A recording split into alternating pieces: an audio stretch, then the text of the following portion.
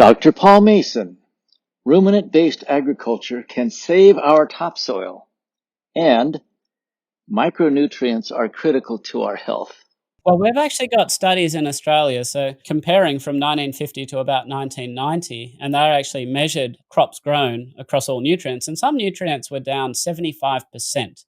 Literally a quarter of the degree of nutrition in crops now as what there used to be. And this was published in the 1990s, so 30 years ago. But it's going to be far, far worse by now. The problem is that food actually takes nutrition out of soil. And you don't actually need to replace all the nutrition back into the soil to have a crop necessarily grow. It needs certain nutrients, sure. So it might be deficient in nutrition, but it still looks good, it still grows, it's still green. And this nutrient deficiency is absolutely a huge problem. And that's going to affect everybody. And fortunately, with ruminant-based agriculture, then that's not depleting the nutrition status of soil. But if you're growing crops, it absolutely does that. Absolutely huge, because these micronutrients do actually matter. They matter a lot. So if we take one, which is copper, we know that copper has a very important balancing role in terms of oxidative stress that can be caused by iron. Iron is a very reactive molecule. It's essential for good health. But if you have not enough copper, then the iron you have can actually become very pro-oxidant. And we see this in a condition called hemochromatosis. So hemochromatosis is a condition where you will genetically just absorb more iron from your diet than you normally would. Now, we used to think about this, and indeed most people still do think about it as an iron overload condition.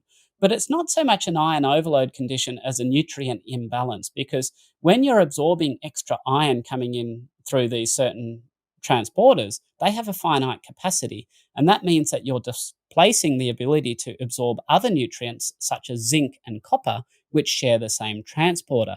So it's not so much an excess in iron that's causing the oxidative damage and the deleterious outcomes we see in hemochromatosis, but a relative deficiency of these other nutrients like copper and zinc, which actually have a role in stabilizing the iron molecules. So these micronutrients actually have a hugely important role.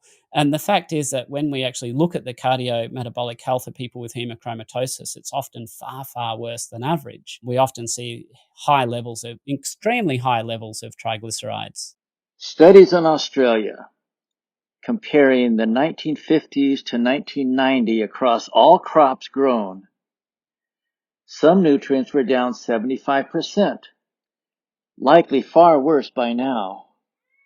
Food takes nutrition out of the soil. Since you don't have to replace all nutrients for crops to grow, the new crop still looks good. It still grows, but is deficient in nutrition.